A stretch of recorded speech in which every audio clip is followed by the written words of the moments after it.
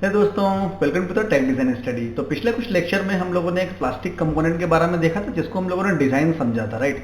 तो इसका CAD model हम लोगों ने क्रिएट करा था ताकि इसके मोल्ड को हम लोग क्रिएट कर सकें, राइट। आज हम लोग देखने वाले हैं इसका मोल्ड जो क्रिएट करते हैं उसके मोल्ड क्रिएट करने से पहले किन किन बातों का ध्यान रखना पड़ता है या फिर किस कैलकुलेशन को हमको करना होता है, राइट। तो चलिए एक स्लाइड खोलते हैं। अब इस स्लाइड में आपको कुछ चीजें नजर आएंगी, जैसे एग्जाम्पल के लिए कि भाई मोल्ड डिजाइन कैलकुलेशन सबसे फर्स्ट ऑफ ऑल, राइट।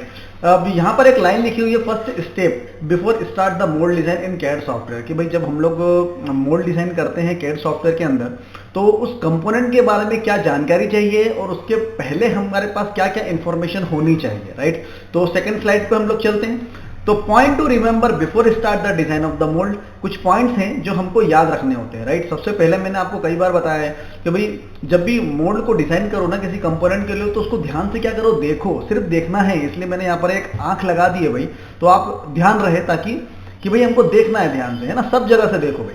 उसके बाद फिर है कंपोनेंट का वेट। कंपोनेंट के वेट के बारे में हमको पता होना चाहिए। अच्छा, how we decide the component का वेट, कैसे पता चलेगा। कंपोनेंट का डिजाइन हम लोगों ने कर लिया है। See this is the component, इसकी डेंसिटी दे देते हैं। डेंसिटी कितनी दे देते हैं भाई, 0.90, राइट।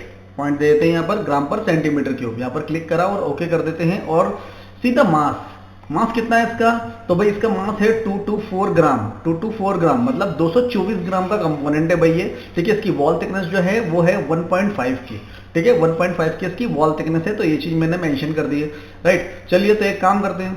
तो यहाँ पर कंपोनेंट का वेट हमको पता चल गया, ठीक है, जिससे हमको शॉर्ट कैपेसिटी हम लोग देख सकते हैं। कंपोनेंट का material and the shrinkage value, dimension and the geometry verification. भाई इसका मतलब ये हुआ कि इसके डायमेंशन को हमको बताना पड़ेगा कस्टमर को, ताकि वो उस कंपोनेंट को, कंपोनेंट की ज्योमेट्री को अप्रूव करे, राइट। ज्योमेट्री वेरिफिकेशन मतलब कस्टमर को हमको 3D फाइल प्रोवाइड कराना पड़ेगी, या तो उसके डायमेंशन वगैरह सभी इस तरह से प्रोवाइड कराना पड़ेंगे कि वो उसकी ज्योमेट्री को समझ सके कि जो हमारा कंपोनेंट है वो बिल्कुल सही है, राइट।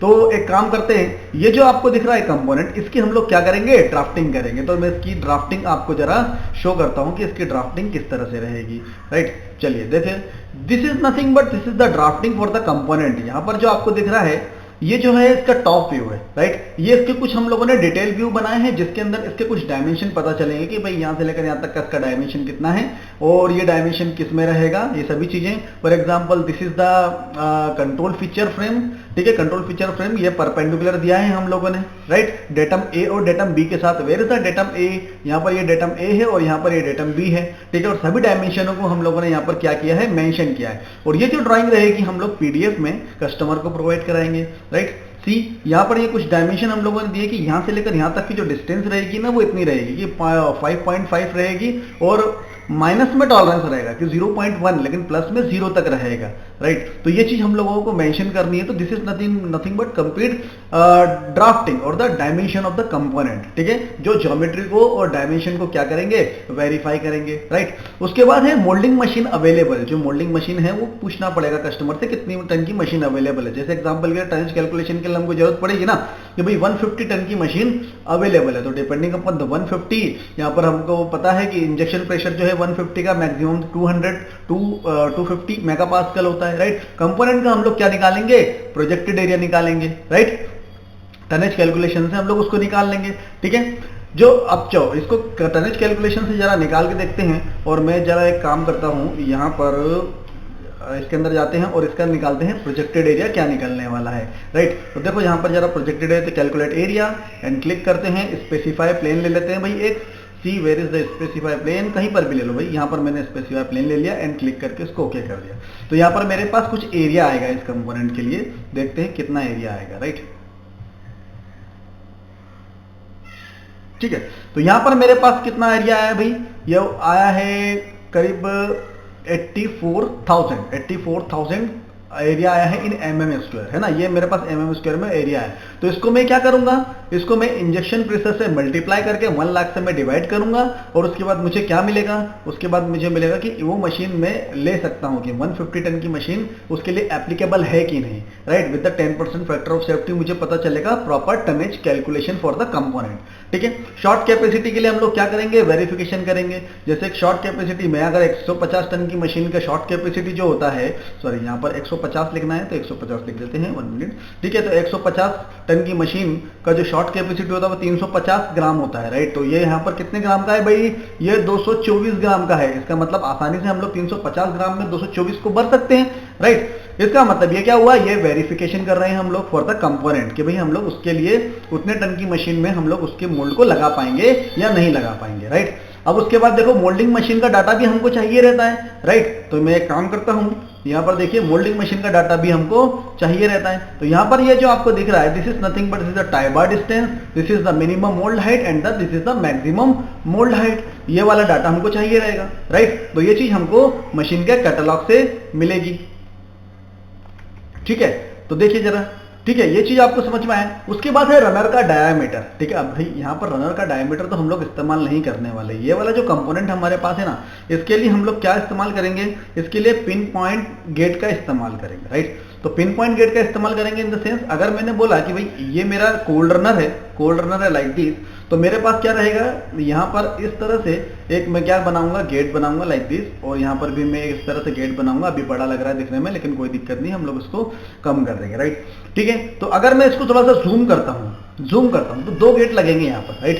तो यहाँ पर इसका जो पिन पॉइंट गेट लगेगा वो लोग इस तरह से लगेगा, और इसका क्या निकलेगा, एक डायामीटर निकलेगा। वॉल थिकनेस कितना है भाई इसका, 1.5 का वॉल थिकनेस है।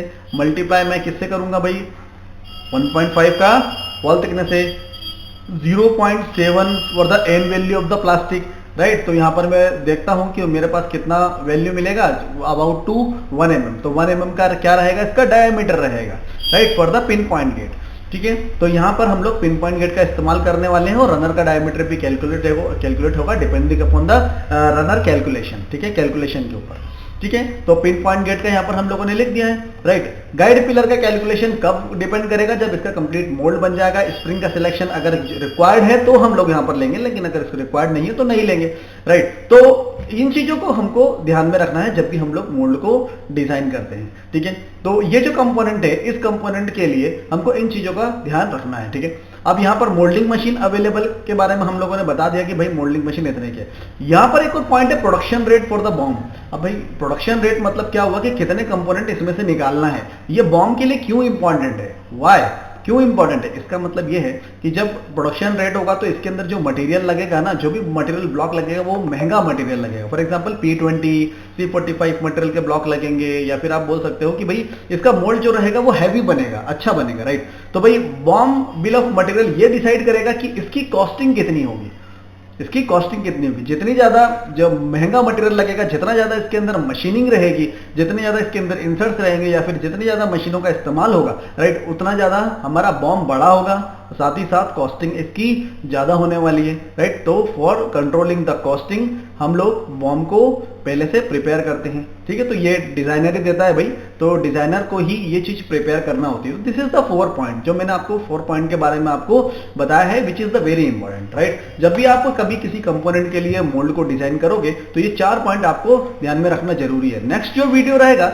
इस कंपोनेंट के लिए हम लोग एक मोल्ड डिजाइन करेंगे, और इसके अंदर हम लोग डिसाइड देखेंगे कि भाई इसके अंदर किस तरह की कूलिंग का हम लोग इस्तेमाल करने वाले हैं, राइट। तो मैं थोड़ा सा एक नेक्स्ट वीडियो के लिए एक थोड़ा सा ओवरव्यू देता हूं कि किस तरह से इसका हम लोग क्या लेंगे, इसके अंदर हम लोग किस तरह से कूलिंग डिजाइन करने वाले हैं। देखो जैसे फॉर एग्जांपल ये हमारे पास कंपोनेंट है ना, तो हम क्या करेंगे भाई, इसके अंदर एक पॉकेट कूलिंग का इस्तेमाल करेंगे। तो पॉकेट कूलिंग में हम लोग क्या करते हैं कि मैंने ये मोल्ड बेस ले लिया, अभी मैं सिर्फ कैविटी साइड का बता रहा हूं फॉर एग्जांपल, राइट। तो this is nothing but this is like this, मैंने इसके अंदर एक इंसर्ट लगा दिया, पीछे से मैंने अगेन एक इंसर्ट लगा देता हूं। देखो पीछे से मैंने अगेन एक क्या लगा दिया, इंसर्ट लगा दिया, राइट। तो इसके अंदर क्या करूंगा मैं, इस तरह से टनल बनाऊंगा लाइक दिस, इस तरह से मैं टनल क्रिएट करूंगा, और इसमें भी मैं इस तरह से टनल क्रिएट करूंगा, और इस तरह से टनल क्रिएट करूंगा, राइट। तो अगर मैं इसको टॉप व्यू से देखता हूं तो ये टॉप व्यू से जो टनल रहेगी ना, ये मुझे कुछ इस तरह से नजर आने वाली है, जरा देखना, ठीक है। ये ग्रीन वाला जो इंसर्ट है इसको जरा से ध्यान से देखना, ठीक है। ये कुछ टनल कुछ इस तरह से रहेगी लाइक दिस,